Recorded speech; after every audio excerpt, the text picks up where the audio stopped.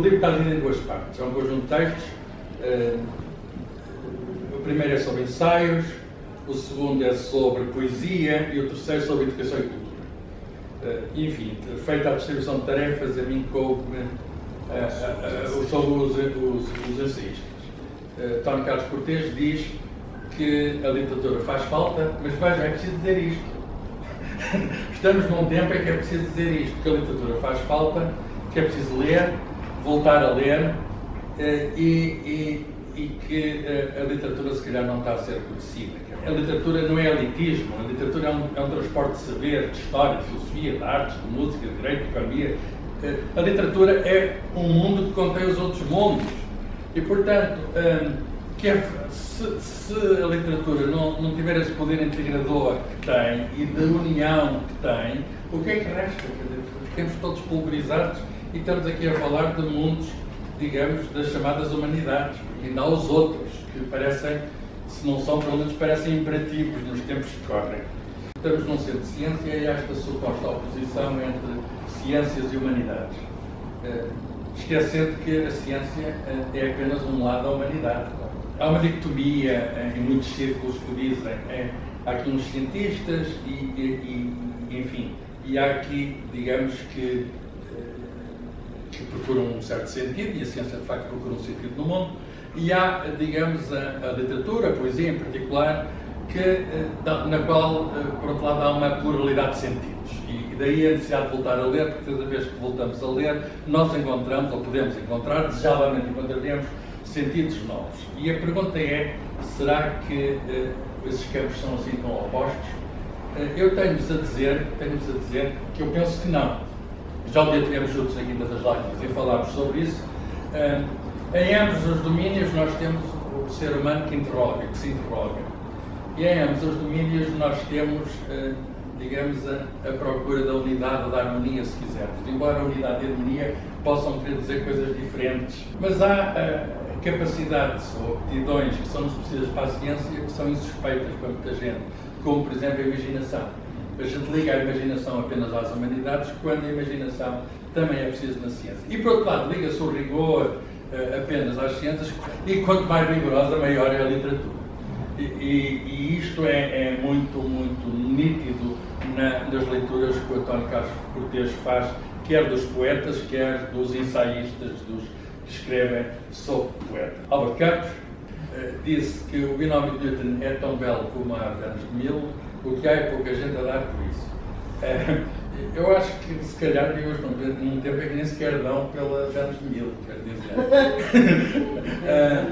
A coisa se calhar é mais grave do que ele pensava. Por outras palavras, onde está, ele diz que existe o belo nos dois lados. Mas onde é que está o belo na sociedade de hoje? A frase do Albert Camus provoca-nos e diz-nos que há um belo, por vezes evidente e por vezes escondido. Nem sempre, enfim, a questão da educação, nem sempre a educação proporciona os meios necessários para nós conseguirmos chegar ao belo das artes, né? e muito menos, se calhar, ao belo das coisas. Portanto, nós temos um problema de educação que não resolve as humanidades. O nosso problema de educação é infelizmente, mais geral. Mas, deixem-me citar, ele é cientista, mas também é um grande humanista, Bronowski, que, a certa altura, autor de um livro chamado A Ascensão do Homem, numa entrevista a um professor de literatura, ele diz uma coisa muito curiosa sobre a relação entre a poesia e a ciência. Ele diz: a poesia é um tema maravilhoso que deveríamos considerar sempre que falamos de ideias científicas. É um tema maravilhoso que deveríamos considerar sempre que falamos de ideias científicas, porque nos relembra que se pode comunicar uma verdade de indubitável valor intelectual sem necessidade de ser complementada por qualquer sistema de equações. Por outras palavras, é bom que os cientistas, e não apenas os cientistas, que saibam isto, que há verdades que têm valor intelectual indubitável e que não têm de ser acompanhadas das demonstrações, e enfim, há uma pessoa da família do Dr. Judas que me ensinou alguma matemática. Não é preciso essa matemática que ele me ensinou, é o irmão, não é? É o irmão, que é matemática. Não é apenas o Bronowski a dizer isto. Há um autor pouco conhecido, António Lobo de Vilela, que é matemático, que é matemático, lá está, e que em 1955, num livrinho chamado Ciência e Poesia... O novo Vilela é jurista, não é pai. É seu pai, porque este formou-se em matemática e engenharia geográfica. Fez as duas coisas. E depois o Estado de Outros, enfim, afastou e ele viveu a fazer traduções e etc. Mas ele começa este livro desta maneira. Radicou-se há muito no meu espírito a convicção de que entre sábios e poetas existem íntimas afinidades, contrariamente a uma opinião muito vulgarizada. Nada parece mais oposto ao rigor científico que os devaneios poéticos, de modo que se nos cinzimos estes aspectos, a incontabilidade é manifesta. Não devemos esquecer, porém, que tanto a ciência como a poesia recorrem a conceitos com matéria expressiva, o que estabelece entre elas um certo parentesco. E se remontarmos às fontes do conhecimento científico e da criação estética, encontramos analogias que uma análise superficial não permite descobrir. Por outras palavras, um centro de ciência como este, um centro de cultura científica, é também um sítio para apresentar um conjunto de ensaios sobre a poesia. O que é que encontramos na primeira parte do livro? Na primeira parte, é um conjunto de escritos, suponho 13, que são escritos sobre poesia. Portanto, são comentários, comentadores que, ora bem, que escreveram sobre textos poéticos. Esses ensaios foram publicados, estes pequenos textos escritos, não serão ensaios, foram publicados em várias revistas, como por exemplo a Colóquio de Letras, o Jornal de Letras, que agora ninguém lê, não é? E o Colóquio de Letras, eu interrogo porque é que a Fundação Gulbenkian não põe aquilo online e acessível a toda a gente, mas enfim, há ainda a ideia que aquilo é uma revista que só alguns podem ler e eu acho que mais gente poderia ler, mas enfim, são critérios. Eu vou dizer sumariamente quais são os autores que aqui são considerados. O primeiro é o nosso maître à pensée, para usar uma expressão francesa, Eduardo Lourenço, que felizmente está vivo, que tem uma obra que é, digamos, de referência, enfim, eu acho que é um monumento. A obra dele é um monumento. Coimbra, entre outras coisas boas que tem no seu passado, algumas que tem a passagem dele aqui pela nossa Faculdade de Letras, onde ele, portanto, se formou. E a crítica é à nova edição deste livro, que eu tenho aqui, que é Tempo e Poesia, que é um livro que sai antes do 25 de Abril e que nós ficamos, eu que sou de ciências, fico estupefacto, digamos, com a capacidade de sumariar conceitos abstratos que Eduardo Lourenço consegue. Portanto, não faço, o elogio que eu faço ao Eduardo Lourenço não é tão bom como faz aqui o nosso ensaísta, que fala com conhecimento de causa, mas o próprio organizador do volume diz que este homem escreveu neste livro a mais importante obra sobre poesia alguma vez editada em Portugal. E para perceberem o que é que estamos a falar, talvez ler um bocadinho aqui do final do Tempo e Poesia. Até um ensaio que já tem alguns anos, mas o que é engraçado é que os anos, é com o vinho do Porto, os anos melhoram a prosa. Eu só li isto outra vez, o que é que ele diz sobre a poesia? Isto não se pode ser dito por nenhum sistema de equações. A poesia é o forno de queimar o real a que outro poeta alude. É uma metáfora, porque os poetas têm esta capacidade de diferentes uns aos outros. Há aqui uma cadência de dizer, o forno de queimar o real a que outro poeta alude. Nesta vertigem e nessa claridade repousa a nossa existência sem repouso. O essencial instante é por elas circunscrito e ao mesmo tempo reduzido a um ponto só. Somos então precariamente esse círculo ou essa esfera cujo centro está em toda a parte e a circunferência em parte alguma. Quer dizer, isto está a usar a linguagem da ciência. Geometria puramente, enfim, é a linguagem da ciência, mas a interpretação não pode ser da ciência. É precisamente uma interpretação, eu não diria oposta, mas complementar, porque estamos aqui a usar as palavras e a permitir que as palavras voam. As palavras voam e a nossa imaginação vai com elas. E ele acaba. A nossa exploração terminou. É da luz que a palavra poética concentra misteriosamente que a nossa existência recebe o máximo de claridade. Essa luz, porém, é impenetrável. Com que lâmpada exploraríamos o coração do sol? E eu que sou professor de astrofísica e que escrevo a equação de estado do Sol, modelos, que nunca ninguém chegará ao centro do Sol, mas a metáfora da ciência aqui é mais do que adequada. Como que lâmpada exploraríamos o coração do Sol? Nós percebemos o que ele está a dizer, está a falar da dificuldade da crítica, do último mistério que é sempre o poema, qualquer poema, e sendo o último mistério permitirá sempre revisitações. E é por isso que o António Carlos Cortês, tal como estes autores que ele refere, falam repetidamente sobre poesia. O eterno mistério. Este texto intitula-se Habitar a Esfinge. A Esfinge é o mistério, é representante do mistério. Habitar a Esfinge significa que o mistério é permanente e, portanto, a poesia é um meio, de algum modo, de expressar o mistério e nós podemos, enfim, acercar-nos cada vez do mistério, mas o mistério está lá. Porquê? Com que lâmpada nós poderíamos iluminar o coração do Sol. A seguir é um texto sobre Camões, que, enfim, que é de crítica, é um conjunto de textos de Camões, e nós sabemos grandes camonistas. Convém dizer que a última edição do Camões, há sempre novas edições do Camões. A última está ali, não sei se está nas mãos, mas está ali já na estante, que é do Dr. Silva Pereira, nas obras pioneiras da cultura portuguesa. Por outras palavras, as edições do Camões são inesgotáveis, porque há sempre coisas a dizer novas sobre o Camões, porque os tempos, mudam-se os tempos, mudam-se as vontades, muda-se o ser, muda-se a confiança, e portanto o Camões, embora permanecendo, é sempre um novo Camões que nós lemos cada vez que lemos o Camões. Então temos aqui os grandes camionistas, um dos quais Vítor Manuel de Aguiar e Silva, que também passou por aqui, foi aqui professor antes de ir para a Universidade do Minho.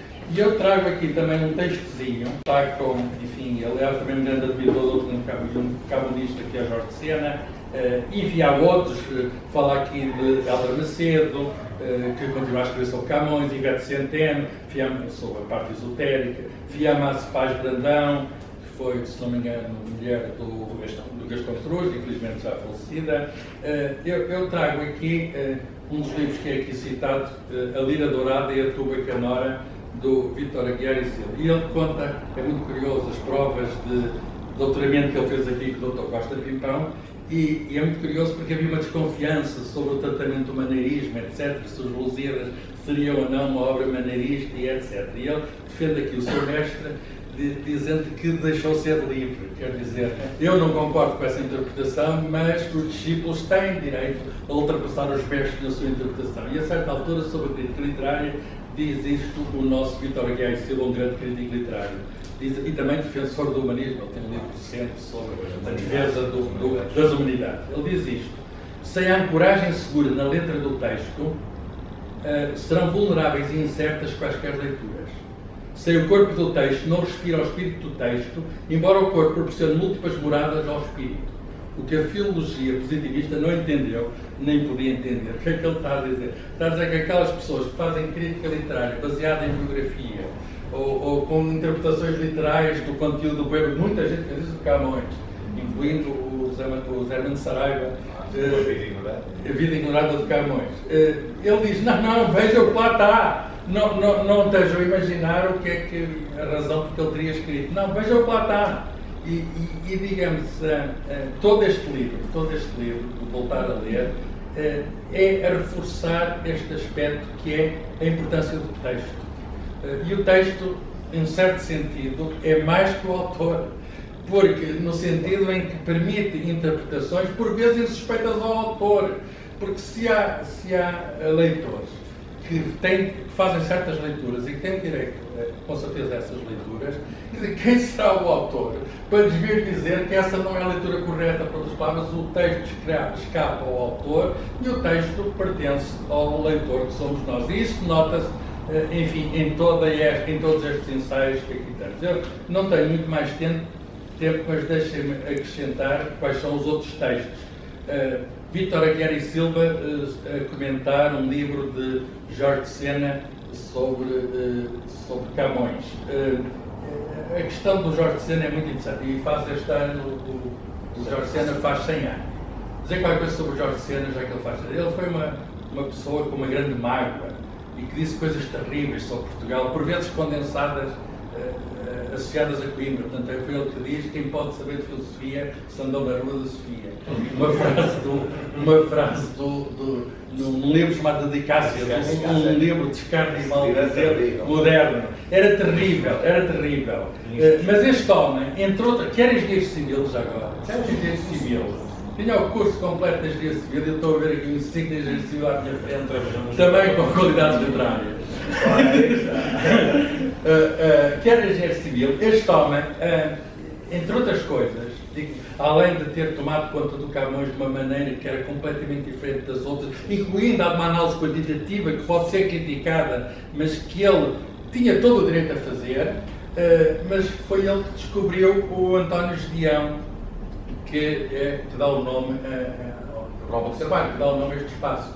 É ele que faz a crítica literária da primeira vez que a obra foi reunida, e ele tem uma relação muito particular com António Gedeão. Não é por causa disso que ele fez a crítica, mas ele foi professor, ou antes, o António Gedeão, o Rómulo de Carvalho foi professor do Jorge de Sena no Liceu em Lisboa. E isto é uma coisa que a certa altura diz que não tinha reparado no aluno, mas quando António Gedeão nasce como poeta aos 50 anos do Rómulo de Carvalho, ele envia aquilo sem dizer de onde vinha a editora, porque António Gedeão era um pseudónimo bem guardado, a Atlântida. Manda aquilo e manda também ao Jorge de Sena, que já na altura era conhecido como crítico literário. E ele reparou, ou não houve muitos da qualidade que lá estava. Houve vários, o David Mourão Ferreira também reparou, o Oscar Lopes pôs muitas dúvidas. O Oscar Lopes disse que esses poemas são demasiado classicistas. Falou do estilo da redondilha Cortês, embora Cortês não tenha nada a ver aqui com o nosso amigo, que é Cortês, sem ter a redondilha.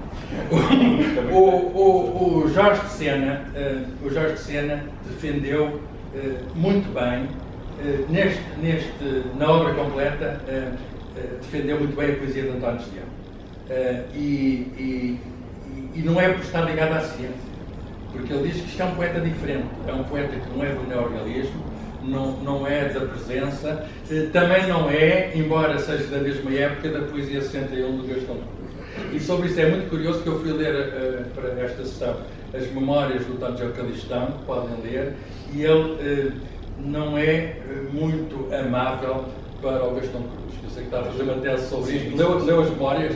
Ele diz que aquele tipo de poesia, a Maria Teresa Horta, etc., ele diz que aquele tipo de poesia, a ele, António Gedeão, não lhe diz nada. Isso não quer dizer, vamos lá ver, isto não quer dizer que, o que apenas quer dizer é que há direito à crítica, e que a crítica portanto, que a crítica é possível pelos pares, e não apenas pelos pares, a crítica é de todos nós, e a crítica não significa necessariamente adesão.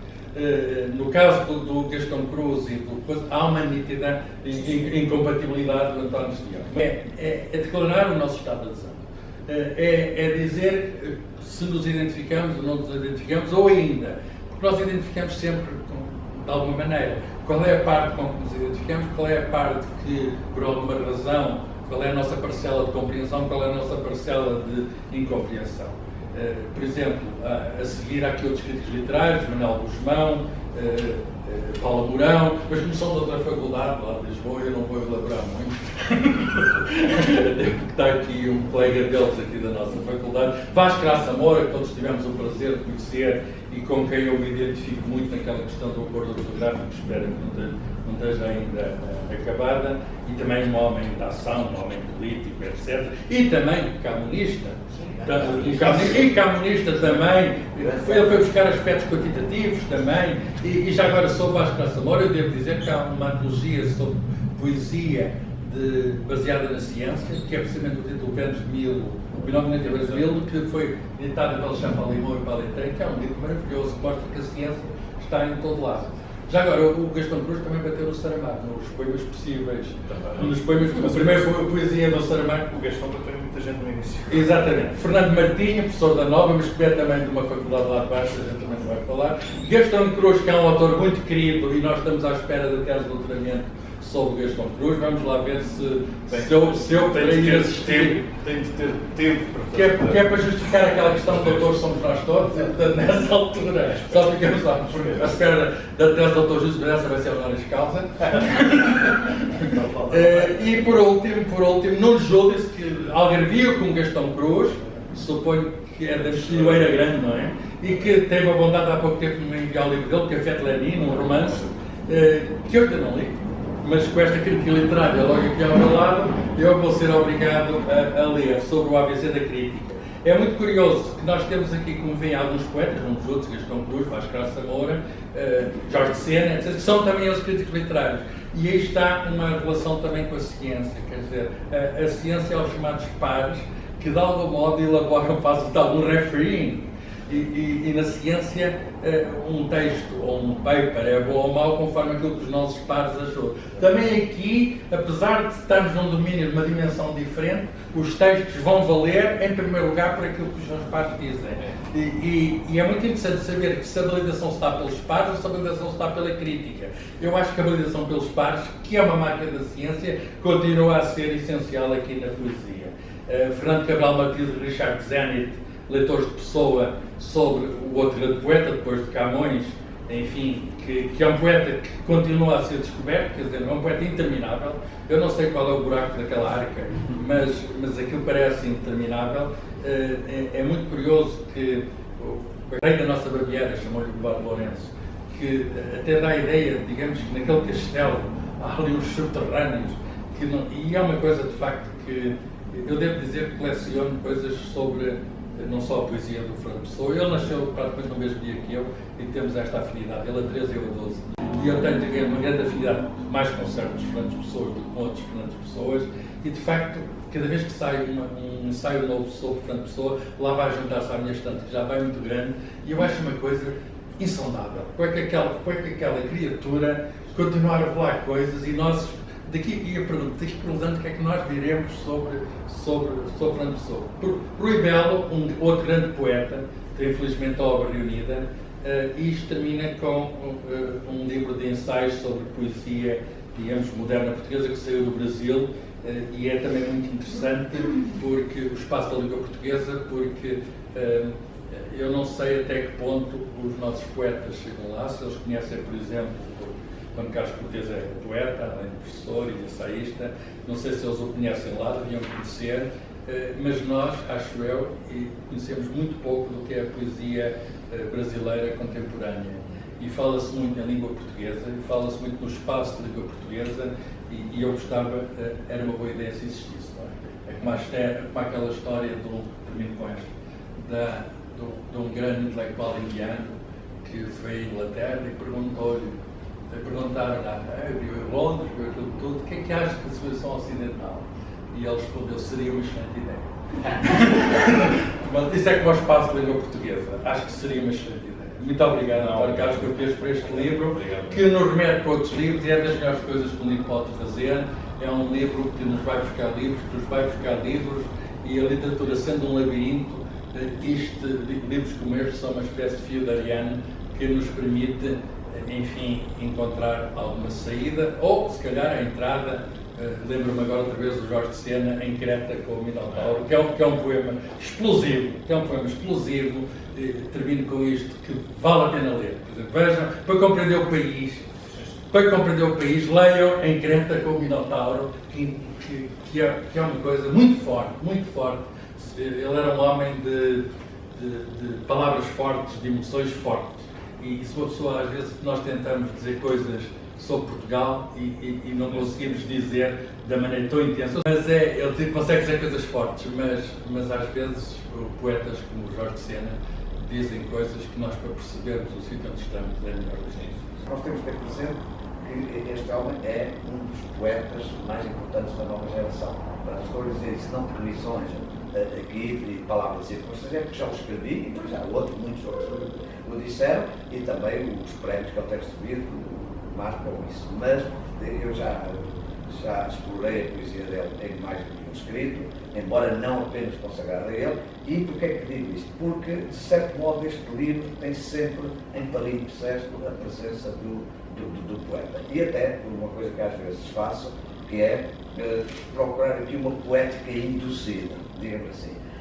Quando ele se pronuncia sobre os escritores, umas vezes se trata, como já vou frisar, de uma crítica de juízo de valor, e ao mesmo tempo é uma figuração do gosto, baseada na hermenêutica textual. O Dr. Enguera Silva, quer dizer, no que está na análise do texto, mas quando em vez, e com toda a pertinência, a frase alarga-se a um pronunciamento sobre a natureza geral, imaginemos, da poesia, ou do que é a qualidade mais eminente da dicção poética, do canto, etc. Aí, digamos assim, que o pronunciamento sobre aquele poeta e sobre aquele texto deu lugar a uma outra inferência que nós podemos retirar sobre o que é, talvez, a poética e subjacente a essa crítica e, portanto, também um quadro de inteligibilidade ou de aproximação à própria poesia de António Castro Nunes. Não sei se me fiz bem entender. Isso, para mim, tem um interesse particular, mas não deve desviar-nos do que é o fundamental que está, que é o trabalho do crítico literário. Eu voltaria ao título para falar do subtítulo, porque aqui está alguma crítica lírica. É que este homem escreve quase todas as semanas, publica. Sempre crítico residente em Instituto do JL, colaborador da Rolando, colaborador da Colóquio Letras, etc. E, portanto, ele tem uma massa de textos, um campo de textos escritos, um acervo de textos escritos, muito mais vasto do que este. E não tenho que fazer nenhum processo de intenção, saber porque é que escolheu estes. Mas ao pôr alguma crítica reunida, é evidente que pode induzir o leitor a, por seu turno, se interrogar se há aquilo nesta escolha, é uma escolha feita porque esses seus textos lhe agradam mais a ele mesmo como autor, para se rever melhor naquilo que ali escreveu, ou se também é porque aqueles autores ou aqueles temas lhe pareceram neste momento particularmente relevantes. Eu creio que será as duas coisas, mas esses autores traçam quase uma linhagem, assim como há uma linha de motivos, digamos assim, motiveiros que são aqui abordados, que traçam também uma linha de problemática que lhe é mais particularmente querida. Isso me parece muito importante. Por outro lado, este é um crítico que lê outros críticos. Dirá, olha que avaria, pois a primeira parte, porque a pessoa é sobre críticos, sobre ensaístas, mas não é nesse sentido, não quero dizer. É que depois, quando ele está a exercer sobre o papel de crítico, quer dizer, do receptor, inteligente, intuitivo, mas também inteligente, depois raisonné daquela obra literária sobre a qual se está a pronunciar, é ainda aí um crítico que não julga que descobriu agora a tábua rasa e que vai querer escrever pela primeira vez a tábua rasa. Procura mostrar como está informado do que foram já outros bons contributos sobre aquela mesma obra ou sobre aquela mesma autor, ainda que seja às vezes para dissentir. Mas a maior parte das vezes é um crítico cordial, no sentido que chama à colação um determinado autor, não é para uma crítica absolutamente negativa, e também quando chama em seu apoio o que foi já o pronunciamento de outro crítico, não é para dissentir dele, embora possa ter uma visão, o professor Julián já chamou complementar, mas há outra diversa, mas que vai acrescentar. Então, esse aspecto muito interessante, num campo onde há também muito yuppie, como em todos, não vale pensar com polarizações, mas onde se gosta muito de chegar à frente, viu o seu prazer no comentário aos poemas canhotos do Herberto Helder, o que ele lá diz sobre os poetas que querem empurrar de cotovelos, deixem ir até ao palco e tal, está com pressa e tal. Também se pode dizer sobre os críticos, e uma das táticas é silenciar.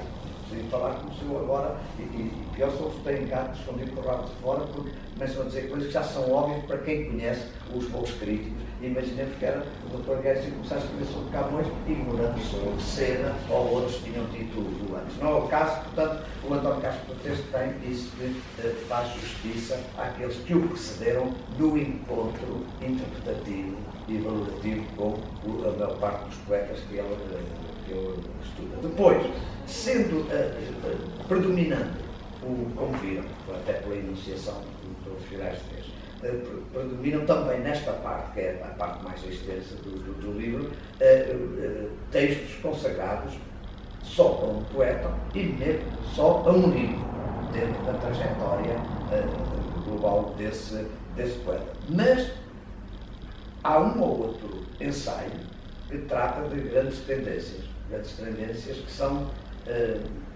transepocais, digamos assim, que atravessam vários períodos literários. E, tal como há bocado também disse para outro aspecto, essa virtude dele ir arriscando uma interpretação também ou uma cartografia de mais largo raio de ação, que é de traçar certas linhagens, certas estirpes poéticas, certas tendências que vão passando de época para época, que podem, como aqueles rios da Eslovénia do outro lado, que submergem e depois vão aparecer mais adiante, etc. São os mesmos e já não são bem idênticos. Também, para além disso, é muito interessante a gente estar atento a passos em que, quando ele está a falar só de um livro, aparecem digamos assim, considerações que inserem esse livro ou a obra global daquele autor numa dessas tendências, num dos vetores, como diriam os homens de ciência, né? Os vetores são claro principais. E, portanto, esse também é um outro aspecto relevante da estruturação deste livro, que, sendo de textos que foram aparecendo na imprensa, acabam por ter uma grande coerência, ou uma grande coesão de livro, graças a estes fios assim, condutores. A outra coisa que eu queria chamar a atenção é que aqui se fala muitas vezes, embora nem sempre se empregue o termo de cânon, né, há, no fundo, há na cabeça do crítico a presença e a importância do cânon da literatura portuguesa. Muitas vezes, volto ao Dr. Figueiredo, eu sempre não empregou o termo cânon, porque quando disse o outro grande poeta, depois de Camões, lá está um cânon, há um cânon e o topo é Camões, e depois vai, mas há outro que está quase no topo, que é a pessoa. Ora bem, há o cânon da literatura portuguesa e eu diria que há o cânon ou os cânones do António Carlos Cortes. Todos nós temos os nossos. É sabido que, e agora nem desdobra a questão no que seria o António Carlos Cortes poeta, porque é sabido que cada grande autor, ou sobretudo aqueles que são representativos de determinado grupo, de determinado movimento, em particular os que conduzem ou vão conduzir esse movimento, no nosso tempo, os seus falsos malditos, não é? O Manuel de Freitas e o grupo da Averno e dos poetas sem qualidade, é nítido que cada movimento precisa de reconstruir o cânon, fazendo o escurecer ou diminuir a cota, digamos assim, de poder simbólico de certos autores e valorizando outros, até fazendo dos outros uma espécie de antecessores que às vezes são surpreendentes. Por exemplo, a operação que o Cesarini fez com o Pascoais. Nunca se pensaria. O Pascoais arranjou, em parte, contra a pessoa, contra o Virgem Negra, arranja... Ou Fernando Pessoa e buscar o Cesário Verde. Exato, claro. E, portanto, um poeta nessa altura ainda muito pouco conhecido o mestre. Então, todos fazem isso, todos os grandes movimentos fazem isso, mas eu agora não estou a pensar no António Carlos Cortes como poeta desta última geração, mas mesmo como crítico, nós notamos que há um cânon da literatura contemporânea, digamos assim, segunda metade do século XX e esta entrada no século XXI. Em parte coincide, já que estamos em Coimbra, com o que também se passava naquela obra monumental do século XII, realizada aqui pelo Oswaldo Silvestre, onde era evidente que eles deixaram aquelas cenas de ensaístas o poder de escolher. Mas tiraram alguns. Tiraram alguns. E, sobretudo, também havia, eu escrevi só porque eles me mandavam, disseram dentro, estávamos a escolher nós indicámos 3 grandes poemas, mas depois eu já tinha debaixo do olho e eu já sabia que para mim vinha o Camilo Peçanha, por exemplo, assim, mas quem lê bem aquilo, e não é uma crítica, é mesmo assim, nota que o espírito de organização da edição favorecia a colocação no topo desse cânone de 3, mais ou menos 3 ou 4 autores, que são os seus aqui, Herberto, Rui Belo, Herberto Elsa, Rui Belo e o último Carlos do Ribeiro, poeta. Só que no século II ainda havia também a questão do Sena, não é? Do Sena poeta. O Sena poeta, crescendo da cotação de Sena. Miguel Torres, todos falam. E o Manuel Alegre e outros assim, né? Mas aqui também se reflete que o António Carlos Cortês não está alheio a essa alta valorização de Herberto, Rui Belo e Carlos Oliveira, mas sabe reconhecer também o alto valor de outros poetas e, naturalmente, quase que somos levados a considerar que há um outro que eu gostaria de colocar aí, que é o Castão Cruz e tal, podia ser, nos que gostam da poesia de António Carlos Cortês e assentem aí a pensam, há mais do que um que pensa, não que ele é um segundo Castão Cruz, mas que está a reagir poeticamente ao seu tempo, ao dinamismo do campo cultural, do campo intelectual, que seria o Pierre Bourdieu de hoje, como a poesia do Castão Cruz foi reagir ao seu tempo. E, por acaso, o primeiro Castão Cruz, felizmente para nós, ele ainda vive, e a obra dele foi se prolongando e relevando. Há vários Gastão Cruz, assim, como na poesia. Então, esse também foi um aspecto que me interessou bastante e que acho que pode tornar a nossa leitura deste livro mais estimulante. Outra qualidade é esta, é que ele já disse que ele fundamenta, não é uma crítica impressionista. Concede que há uma dose de chamou-lhe mistério, qualquer coisa que não é redutível às nossas palavras, na grande criação artística em geral, na grande criação literária, depois entre as artes, e na criação poética em particular. Mas, em princípio, faz um grande esforço de fundamentar, alicerçar esses seus lances interpretativos, esses juízos de valor, em elementos textuais. Cita e comprova. Isso é muito bom. É muito bom. Não é uma ciência da literatura. A análise literária não é uma ciência, mas no sentido das ciências das artes experimentais, mas é uma forma de fundamentação e de veridicção, como diria o Fernando Seguimar. Ora, e finalmente, eu acho que se precisasse convencer alguém da qualidade do crítico literário dele, eu apontaria mais 2 coisas. Uma é a forma como ele, corajosamente, se aproxima de livros de um poeta que estava saturadamente consagrado, que era o caso do Herberto Helder. Já em si, a poesia dele é tão poética, para usar o termo cómodo, que é refratária a uma tradução do seu sentido para outros termos. E, no entanto, sobretudo as universidades brasileiras não pararam de flagelar a obra de Herberto Helder com mais teses, doutoramento, etc. Portanto, e a crítica, desde o momento em que ele ficou consagrado, a crítica repetiu à sociedade os louvores de um Herberto hermético, etc. E, portanto, havia uma reiteração sempre dos mesmos termos na aproximação à obra de Herberto. Ora, quando vem o Herberto, o que Eduardo Said chamaria o estilo tardio, o poeta já envelhecido, talvez mais sábio, por isso, boa parte da vida continua a dizer a mesma coisa. Não mudou e a crítica não. E aqui é transparente que, na verdade, para a sorte do António Carlos Cortês, os últimos livros que se publicaram do Herberto são efetivamente diferentes, são muito diferentes.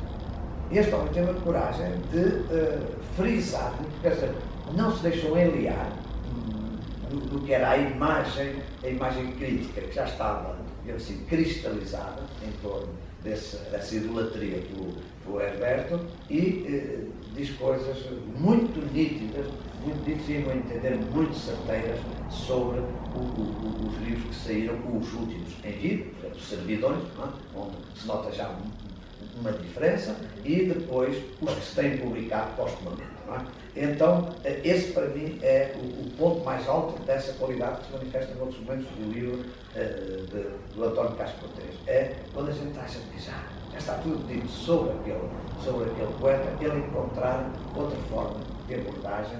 E o último elogio que é não somos, nenhum de nós é sempre igualmente feliz em tudo que escreve, na verdade. E às vezes também pois, as coisas são bem ditas, mas poderiam ser ditas por outras pessoas.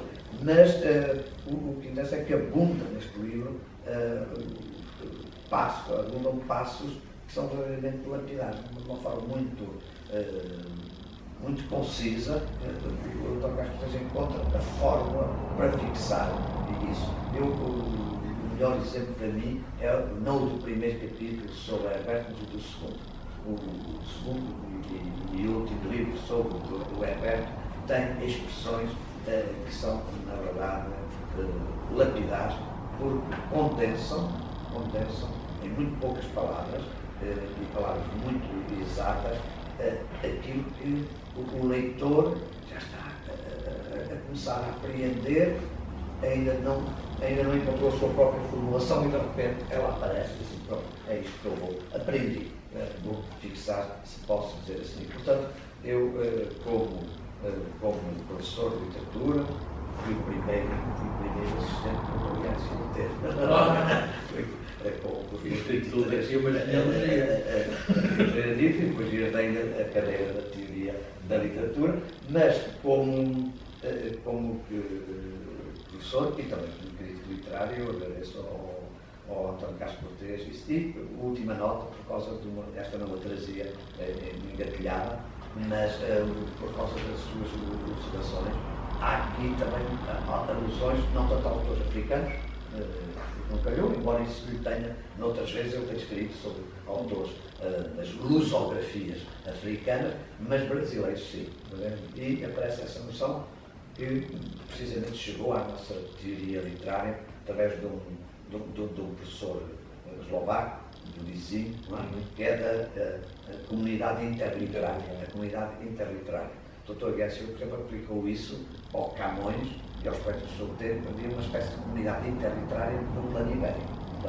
Sim. E, portanto, daí a questão do bilinguismo ou do trilinguismo, se contássemos com os grandes poetas catalães, mas havia uma espécie de koiné, que seria uma língua comum, uma língua franca, poética, que era comum a todo aquele espaço ibérico e formavam efetivamente nesses termos, uma comunidade interliterária. Eu creio que a globalização tem tido alguns efeitos nefastos, mas também tem alguns positivos. E um deles é essa deslocalização dos autores, alguns que são mais iúpicos também nisso, mas tem vindo a favorecer que, na verdade, os espaços mais do que das lusofonias, das lusografias, que seja cada vez mais, esteja aproximado de uma comunidade interliterária, e por vezes desequilibrada nos meios editoriais, nos meios de recepção crítica, etc. Mas estamos a caminhar para isso. E, embora perca aqui agora, vou acabar, uma espécie de pudor, quebrar o meu pudor, mas também procuro dar esse dia ali a Gradilho, e a Gradilho vai ser publicado na Gradilho. O António Castro Cortês já sabe esse esforço longo que fiz, porque me desafiaram por isso. Eu escrevi um livro de 1000 páginas, não tem assim de género, sobre precisamente as literaturas em língua portuguesa. As literaturas em língua portuguesa. desde a Idade Média aos nossos dias. Quando eu aos nossos dias até à Páscoa deste ano. Porque os tipos nunca mais se despachavam de contrato e estavam sempre a sair de coisas, eu fui metendo, e onde na verdade ponho um rio a correr, e vai aparecendo de vez em quando afluentes e também defluentes, digamos assim.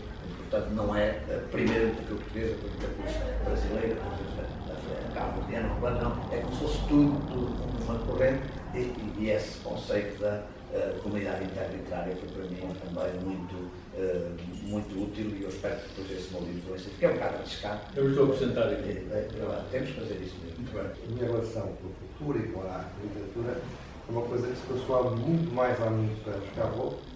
E de vez em quando é como se seja uma arqueologia que eu faço, vêm coisas, descobre coisas. Lembro perfeitamente da mala em que nos falavam entre o turno e o sapato da comédia, não lembro o nome, está a ver, veio um bocado apenas da aula. Ora bem, portanto, eu não tenho esse futuro nesta área. Sendo certo que gostaria de começar por uma palavra que foi aqui dita em relação ao António Carlos, que é coragem. Eu costumo dizer que em Portugal é preciso coragem para fazer coisas que provavelmente noutros países são banais. Mas não são banais em Portugal. Esta parte que me coube comentar é um ato de coragem. Portugal é um país muito grande. É um país de muitos companheiros. É um país de ovistos bosques. Não há crianças más, lá dizia o Padre Melo. E, de facto, ter a coragem de enfrentar o problema da educação, e não da educação, colocando os nomes nos bois, tendo coragem de pôr nomes às coisas, que em Portugal não existe, sendo ele próprio professor, é um magnífico ator. E eu, cada vez mais, à medida que vou envelhecendo, valorizo duas coisas apenas: a amizade e a coragem, o resto não interessa grande.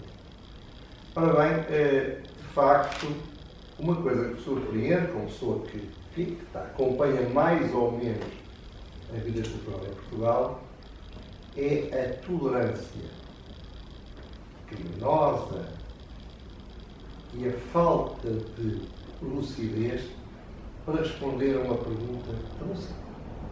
Porquê estamos a caminhar para a mais rastejante iliteracia? Essa é a grande questão do nosso tempo. E de facto, fez-me bem ler o que li, porque eu muitas vezes verbalizei, sem pagar os preços, verbalizei comentários sobre isto e finalmente encontrei, provavelmente porque não procurei suficientemente, quem de dentro de um sistema de produção e comunicação de cultura foi capaz de pôr os nomes aos bois. É evidente que há muitas explicações ao estado rastejante em que vivemos. Mas, no princípio, e portanto no fim, estamos prosseguindo. Eu sei que uma das coisas que me fascinou neste livro foi ler a certa altura esta frase: as aulas, como escreve uma aluna, mais ou menos isto: barulho, vozes, risos, cadeiras imensas arrastadas, há pessoas sentadas nos parapeitos das janelas, com os pés em cima das cadeiras, onde deveriam estar sentadas a conversar. 2 alunas pintam as unhas e 4 desenham gráficos nos diários. Um grupo de fundo da sala joga as cartas. Os telemóveis não param de tocar. Esta é uma frase da Maria Mónica, um homem que tem coragem. É uma escola criminosa, indigna e estúpida. Ora bem, mas eu acho que isto também é culpa das pessoas. Isto é, a tolerância que se transformou numa coisa que se propagou quando acabou a casa dela. De facto, é uma tragédia, porque está-se a passar de geração em geração uma total e absoluta destruição daquilo que é, no fundo, que nos faz bom. Eu vivo este problema. Eu, quando comecei a dar aulas ali ao fundo, o meu professor dizia que quem der mais de 7 erros de português no exame, chupa. Passado anos, estamos a falar, falava-se professor aqui entre 72 e 74, quando voltei a ser professor em 79 em Lisboa, se aplicasse o mesmo critério, não passava, eu fiz o teste, não passava com 1. E não é porque não fosse capaz de passar, não, é porque o desinteresse com a língua era tal que ao fazer os exames as pessoas não tinham mais pequena preocupação de escrever com pressa. Depois eu tenho sido uma vítima, enquanto profissional, disso mesmo. O direito não é mais do que uma ciência da língua. As palavras têm um significado exato. As letras, as palavras. Não há sinónimo no direito. Como o meu professor de literatura, o José Carlos, nos ensina. Todo alemão, peço desculpa, todo alemão. Quem me ensinou isso foi o professor alemão. O Adão Figueiredo. Não foi o teu professor. Nunca mais esqueci isso. Que era pai do Tó. E o direito precisa de rigor linguístico. E não há. Hoje em dia, de facto, um dos grandes dramas da disfuncionalidade dos tribunais é isto. É porque o legislador sempre escreve, não sabe o que escreve. E, portanto, as palavras nunca significam o que era suposto significar. Eu devo tudo o que sou aos professores. Aos meus professores. Desde hoje, estava a apresentar um livro aí de um autor de Coimbra, sobre Coimbra, e fomos alunos da professora primária, Dona Alice, na escola da Cedéia, era a zona mais pobre de Coimbra, como eu costumo dizer, foi a minha sorte também. Eu percebi o que era pobreza extrema, 5 anos, 6 anos, vivia também com dificuldades, mas não tanto. Vi casas onde moravam pai e mãe, 2 filhas e um filho. Um quarto lá atrás sem janela e à frente uma porta, não é bem janela, uma porta, porque o pai é secretário, e portanto era o lugar de trabalho. E aqueles filhos todos formados. Eu vi os meus colegas da escola primária, quando acabou a 4ª classe, fomos 2 para o liceu, um para a escola comercial e todos os outros foram trabalhar. E eu estou convencido que estes miúdos que fizeram 4 anos de escolaridade estavam mais preparados para ler um texto do que estudantes universitários, ou muitos outros. Depois, os meus professores do liceu, todos, acima de todos, evidentemente, o Dr. Pechincha, e quando eu vejo que, de facto, os problemas, mas os miúdos não gostam, os miúdos não se interessam porque os professores não são capazes de fazer interessar. Eu lembro, muitas vezes, eu e o José Carlos recordámos isto, somos anos alunos dele. Eu ainda hoje sou capaz de falar 1 ou 2 horas sobre o barroco por causa de uma frase. E ainda hoje eu sou capaz de falar do romantismo por causa da análise da cruz do Pilar. Eu ainda hoje me lembro da história do enredo amoroso na Idade Média, através do Rodrigo Lapa, e que ele nos ensinou durante o programa. E hoje me lembro de ele estar a falar do Pepino Breve e saltar do Pepino Breve para a Cigarreira Breve e dar-nos uma aula sobre Fernando Pessoa, que não é, obviamente, do programa. Ainda me lembro dele, no 7º ano, próximo do exame, falarmos da linguagem e estilo do SATO local, e que eu, em vez de estar a estudar, peguei naquele livro e passei os 15 dias antes do exame a ler aquele livro e fui ao partido. Isto é um professor. Isto é um professor. Eu custa-me a crer. E aqui está muito bem dito, a burocratização, uma linguagem esotérica atrasada mental, de facto, nós no direito também temos. Quer dizer, como é que se pode fazer gostar da literatura? Eu estava a citar aqui algumas frases. Esta senhora da Poeta Fixe só me lembrava o Dantas, mas o Dantas acabou melhor. Eu percebi, a senhora era a tal famosa que dava o ponto à aluna para ela, ao aluno para ela safar, e ela foi tão solidária que espalhou na internet o que é que ia sair do exame.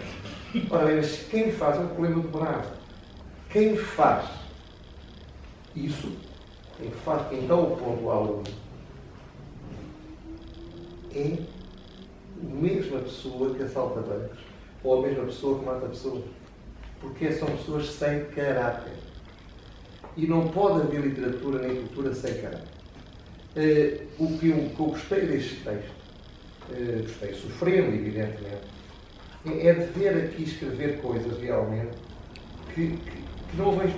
Eu posso estar errado, mas eu não vi ninguém escrever sobre isto. O culto, a tendência ao culto da banalidade, da vaidade, da ignorância. Não espanta que os professores não queiram ser avaliados. Como seria se 6 meses antes da realização do exame nacional do 12º ano, os professores o fizessem nos mesmos moldes em que o fazem os nossos alunos? Que resultado teríamos a nível nacional? E se tivéssemos de apresentar uma obra literária em 10 minutos? Acharíamos justo e lógico o formato da avaliação? E mais, num ponto, logo a questão é grave. Segundo os critérios, os alunos terão de dar uma resposta errada para terem certo este item ou item do exame. Se os examinadores lessem o artigo de António Guerreiro, chegariam a uma conclusão simples. Qualquer que seja a resposta dada pelos alunos, terá de interpretação máxima do contínuo, mas que a própria proposta de cenário é um erro crasso. Ora bem, escrever isto a alguém do meio é como um médico ser testemunha num processo de uma negligência médica depois de ter dito este meu colega é o criminoso, mas depois não aceita.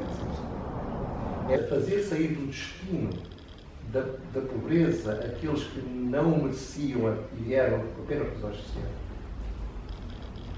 Acaba com a destruição do ascensor social, porque só aqueles que, apesar de tudo, conseguem ter acesso às escolas onde a qualidade é um pouco melhor, poderão não se perder.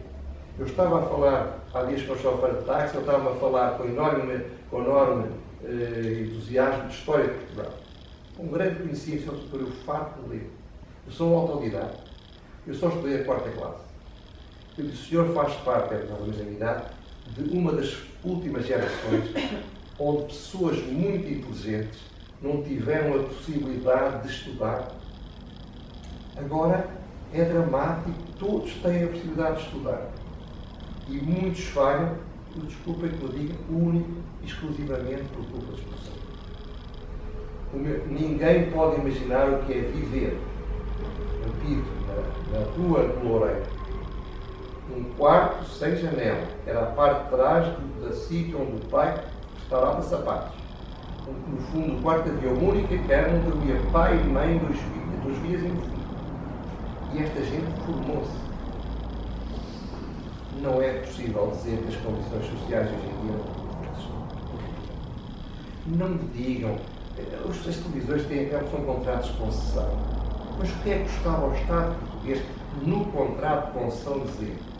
Uma das condições da concessão é haver obrigatoriamente, no sábado, ou na sexta-feira, ou na quinta-feira, ou no domingo, em horário nobre, um programa de análise de livros e de autores. O programa com o Vitorino Médici. O que eu me lembro que foi no meu exame da 4ª classe, no nosso exame da admissão ao liceu, a discussão se vão C se escrevia com 2 S ou com C, e discutiu-se nas televisões, nos telejornais. Portanto, António Carlos Cortês, você ainda é muito novo, vai levar muita pancada, vai ser muito caluniado, vão dizer que faz isto por inveja, por ciúmes, por frustração, porque uma vez um professor o chumbou e você acha que é um gênio. Não vão dizer isso a não ser anonimamente em redes sociais. Tem esta vantagem. Se não ler redes sociais, não vai sofrer muito com isso. Mas de facto, faz-nos falta. Eu acho que a coragem à direita acabou de ser seguida e à esquerda acabou com o fio da ditadura. Porque de facto, não vejo coragem. Não vejo, e é preciso coragem para enfrentar as tragédias. E esta é uma tragédia, quer dizer, é a pior tragédia que temos a viver, é que está-se a repercutir, está-se a reproduzir, cada vez pior, à literacia mais do sul. E era isto que eu queria fazer. É verdade, eu tenho feito crítica literária e ensaio nos últimos 20 anos. Eu publiquei o primeiro livro de poesia em 99 e comecei a escrever para a Coloque de Letras em 2000 e para o Jornal de Letras em 2001. Há bem pouco tempo o José Miguel, numa das suas rubricas na televisão, falou da revolução que estamos a assistir hoje com as novas tecnologias e com o mundo digital. E aconselhei também alunos meus a irem para trás, fazer um rewind nos programas, irem ver o seu comentário, porque considerava o Zé Miguel que antes desta revolução da internet, antes desta revolução, que é na minha ótica uma regressão, porque por detrás desta parafernália tecnológica nós estamos de gatas, e de facto, para mim isso é evidente, nas escolas e na universidade. Quer dizer, a indigência é evidente, só não vê quem não quer. O modo como, por exemplo, colegas, e quando falamos dos professores, há aqui um dado que é curioso, que é, eu acho que há aqui uma geração que é a minha e talvez aquela que tem mais 10 anos do que eu, e é aqui que está o problema, porque do ponto de vista da docência, eu tive a sorte de ter professores de uma geração nascida nos anos 30 e 40, e portanto jovens que se formaram nos anos 60 e foram professores nos anos 70, 80 e 90. Eu apanhei essa geração de professores e eu aprendi imenso. Mas lembro-me de estar na formação vocacional e começar já a identificar numa geração de professores que, enfim, que têm hoje 50 e tal anos, 60 e poucos, 40, falhas graves, fosse na preparação científica, fosse de caráter. Para mim, hoje, eu sou professor há 19 anos, vai fazer 20 para o ano, é que um livro destes foi escrito, eu compilei estes ensaios, alguma crítica reunida, porque se trata de facto de algum, e foram estes ensaios por dois motivos. Primeiro, porque eu quis reunir aqui ensaios sobre uma determinada geração da poesia portuguesa e do ensaísmo português. Mas, em todo o caso, a minha ideia é esta. É um livro para as escolas e é um livro para as universidades. É um livro para alunos de ciências e é um livro para alunos de artes e de humanidades. No sentido em que ninguém que está em engenharias ou físicas, ou ninguém que está em humanidades ou artes, pode compreender o que é Portugal hoje, em 2019, sem, por exemplo, reconhecer ou conhecer, de vez primeira, ensaístas portugueses, desde logo Eduardo Lourenço. E, portanto, Eduardo Lourenço, Vítor Aguiar e Silva, Manuel Gusmão, Gastão Cruz, Nuno Júdice, Paulo Mourão, são ensaístas cujo trabalho contribuiu tanto e contribui tanto para o nosso entendimento coletivo que eu não podia deixar de compilar, de chamar à colação neste livro. E depois o segundo motivo tem que ver com um critério cronológico. Eu escolhi estes ensaios, nomeadamente na segunda secção do livro, sobre poetas portugueses modernos e contemporâneos, contemplando um arco que vai de Antero de Quental até Eduardo Guerra Carneiro, que é um poeta completamente esquecido. E portanto, a ideia é uma ideia muito clássica de critério cronológico e de fazer, tanto quanto possível, com que os ensaios que estão aí sobre poetas portugueses e contemporâneos, poetas modernos portugueses e poetas contemporâneos portugueses, com que esses ensaios tenham um efeito rizomático, quer dizer, a propósito de Antero, lembrar Mário de Sá Carneiro, a propósito de Mário de Sá Carneiro, lembrar o Eduardo Guerra Carneiro, uma vez que o tema era o suicídio e a questão da escrita, ou a escrita como suicídio, a figuração do poeta como alguém que primeiramente morre na escrita, ou ensaia na escrita uma espécie de morte. Esse é um ensaio que é na verdade 13 e que eu aí separei. Mas depois, enfim, é um livro que eu tentei e que eu tento, e por isso é que tenho estado a fazer estes lançamentos, um bocadinho por vários sítios, para no fundo alertar para algo que o Zé Miguel me disse, é que no princípio e no fim estão os professores. E nenhuma república se defenderá se os professores não tiverem noção do seu papel fundamental, fundador naquilo que é a res pública. Quer dizer, o bem comum depende da maneira como na escola, que é um pilar essencial das instituições, a instituição escola, está hoje fazendo ou não cultura. E o problema é que a escola, e talvez com ramificações na universidade, não está a fazer cultura. Nós estamos a formar, tecnicamente, enfim, gerações de alunos que podem ter competências digitais, mas são gerações de alunos que não sabem fazer um comentário a um soneto de Camões e, na mesma medida, têm dificuldades em saber o que é uma equação percentual. Por exemplo, porque nada garante que um aluno formado em engenharia possa compreender determinados problemas da sua área, mas depois se lhe espera ou se é pedido que, enfim, que disserte, que comente, que fale sobre um problema da cultura portuguesa, o que é que pensa sobre, por exemplo, a educação, encerram-se, enfim, nesta ideia das especialidades e são incapazes de emitir um discurso organizado, informado. E isso, confesso, que me faz muita confusão. Este livro é, nesse sentido, um livro, como eu digo no início, que é um ato de partilha para com os meus colegas, para com os meus leitores, para com os meus concidadãos. E o que está errado, a meu ver, é que, sob a capa desta questão da educação para as competências, nós esquecemos os conteúdos. Os conteúdos, a história, a literatura, a arte, a filosofia. E, portanto, este livro, na medida do possível, é uma maneira de dizer, não é bem que seja um grito de alerta, mas é uma maneira de dizer que há ensaístas que nós temos de conhecer, há poetas que nós temos de voltar a ler e há problemas na educação que nós temos de resolver. Este é o problema de Portugal, é que não falta-nos a mediação pelo livro. E os professores, seja em que área for, eu pelo menos tento fazer isso e levo edições antigas aos meus alunos, comento textos que não são do programa. O programa é apenas isso, é indicativo, é um manual de boas instruções, ou de boas intenções, mas nós devemos ir um bocadinho mais além. Acho que aqui, para terminar, acho que enfim, a luta é esta, é a nossa luta, em nome de um país que nós queremos que tenha gente de caráter.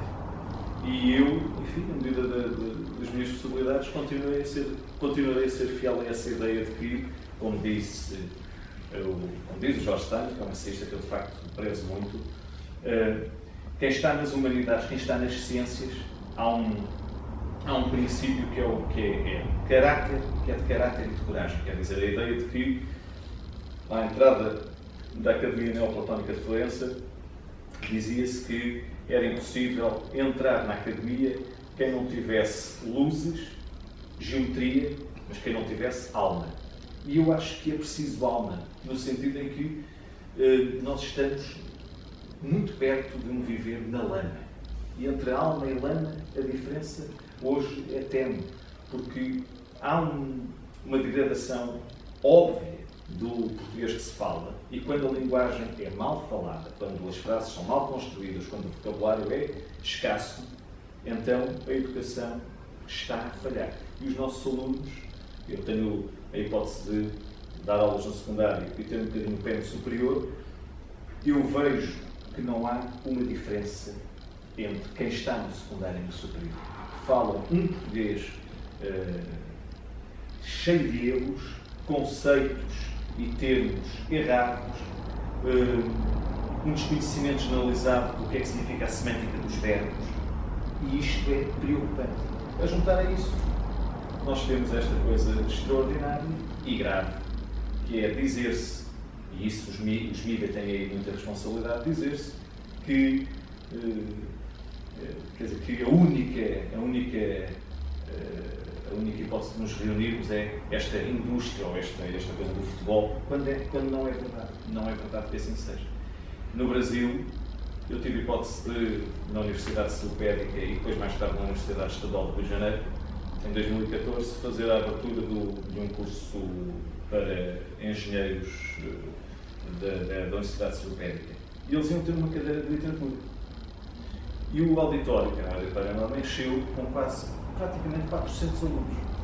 E foi possível naquele dia, falando de poesia, falando de literatura, falando de ciências, os alunos compreenderem que não é o futebol que tem de arregimentar, ou que tem de mover as emoções do coletivo. É a cultura. Mas isso só será possível, e aí quem fizer a história das décadas finais do século XX e as primeiras décadas do século XXI, quem fizer a história da responsabilidade da televisão para o abaixamento moral e para o abaixamento mental dos portugueses, verá que, se porventura tivéssemos canal do Estado com programas de cultura, e se insistisse nesta ideia de vender cultura, de fazer cultura... Podem ser todos, desde que ponham no contrato de concessão. Era ótimo que assim fosse. Haveria uma mudança. Porque é contra isto nós estamos a lutar, contra os fazedores de opinião, muitas vezes sem conhecimento de história, de literatura, de filosofia.